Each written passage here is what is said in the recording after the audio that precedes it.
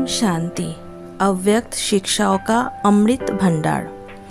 पिछले वीडियोस में हमने जाना था विभिन्न वर्गों प्रति परमात्म ईश्वरीय अमृत वाक्य, और आज से सुनेंगे योग की विभिन्न स्थितियाँ, जो हम daily part by part chapter wise जानेंगे। और आज मिनिएचर किचन में भोग बनाएंगे साबूदाना खीर। तो शुरू करते हैं। योग अभ्यास के लिए भिन्न भिन्न स्थितियाँ। चैप्टर 1 साक्षी दृष्टा स्थिति पार्ट 1।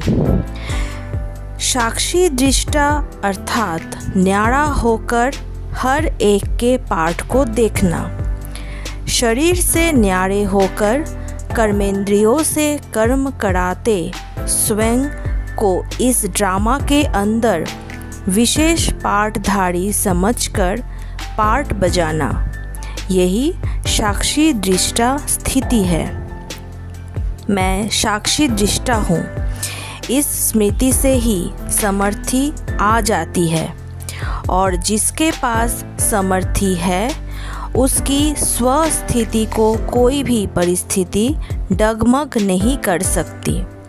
उन्हें परीक्षाएं एक खेल अनुभव होती है।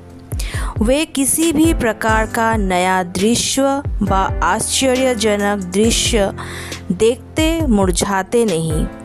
तूफानों को भी ड्रामा का तोहफा समझ स्वभाव संस्कारों की टक्कर को आगे बढ़ाने का आधार समझ माया को परखते हुए सहज पार कर लेते हैं। साक्षी दृष्टा के स्थिति की सीट पर बैठकर हर दृश्य देखने व निर्णय करने से बहुत मज़ा आ जाता है। भय नहीं लगता, जैसे कि अनेक बार देखी हुई सीन फिर से देख रहे हैं। वो वायुमंडल को भी डबल लाइट बना देते हैं। उन्हें पहाड़ समान पेपर राई के समान अनुभव होता है। कर्म करने के पहले त्रिकालदर्शी स्टेज पर स्थित हो तीनों कालों को जानने वाले बन कर्म के आदि मध्य अंत को जानकर हर कर्म करने व साक्षी दृष्टा हो पाठ बजाने से वर्तमान व भविष्य में पूज्य स्वरूप बंद अनेक आत्माओं को आगे दृष्टांत रूप बन जाएंगे। साक्षी दृष्टा बन कर्म करने से कोई भी कर्म के बंधन में कर्म बंधनी आत्मा नहीं बनेंगे। कर्म का फल श्रेष्ठ होने के कारण कर्म संबंध में आएंगे, बंधन में नहीं।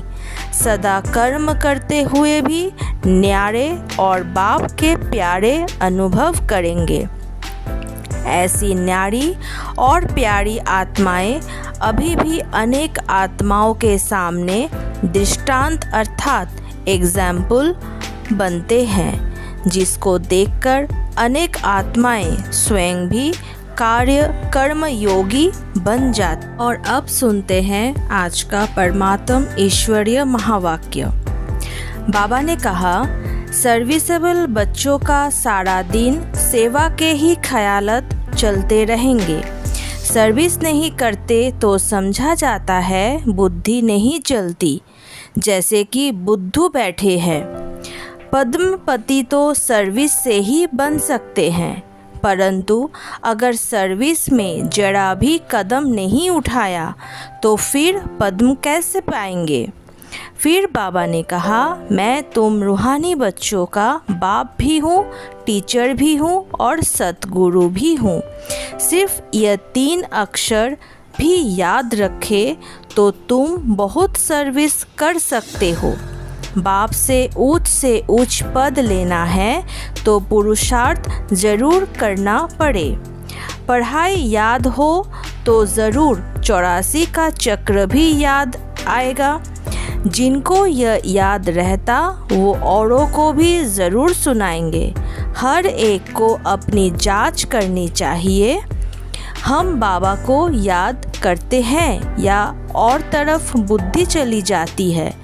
बाबा तुम्हें रोज़ कितनी मीठी मीठी बातें समझाते हैं, तो सिवाय बाप के और कोई की याद नहीं आनी चाहिए। अब तुम्हें और संग तोड़ एक संग जोड़ना है। लास्ट में बाबा ने कहा, गृहस्थ व्यवहार में रहते बहुत युक्ति से चलना होता है। तुम्हें कोई को नाराज़ नहीं करना, परंतु पवित्र ज़रूर बनना है। आज का वरदान, बेहद के वैराग्य वृत्ति द्वारा सर्व लगाव से मुक्त रहने वाले सच्चे राज ऋषि भव। राज ऋषि अर्थात एक तरफ राज्य, दूसरे तरफ ऋषि अर्थात बेहद के वैरागी। अगर कहाँ भी, चाहे अपने मन में, चाहे व्यक्ति में, चाहे वस्तु में, कहाँ भी लगाव है तो राज ऋषि नहीं। जिसका संकल्प मात्र भी थोड़ा लगाव है, उसके दो नाव में पाँव हुए, फिर ना यहाँ के रहेंगे ना वहाँ के। इसीलिए राज्य ऋषि बनो, बेहद के वैरागी बनो, अर्थात एक बाप दूसरा ना कोई। ये पाठ पक्का कर लो। स्लोगन, क्रोध अग्नि रूप है जो खुद को भी जलाता और दूसरों को भी जला देता है। ओम शांति।